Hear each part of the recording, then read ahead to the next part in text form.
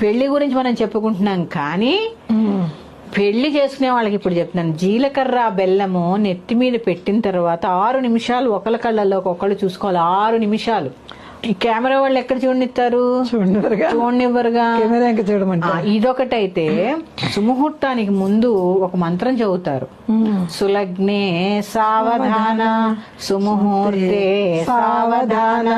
ఇక్కడ చూడండి, తర్వాత ఏమంటారు తెలుసా? పెళ్లికి టండి దేవతలు వస్తారట. లక్ష్మీనారాయణ ధ్యాన సావధాన చెప్తారా? చెప్తారు. కానీ మనం ఏం చేస్తున్నామండి? అడ్డమైన కబుర్లు చెప్తాం అక్కడ కూర్చుని. ఇదే అంటే సావధాన చిత్తులు ఏంటంటే అంటే మాట్లాడకండి, సావధానంగా ఉండండి.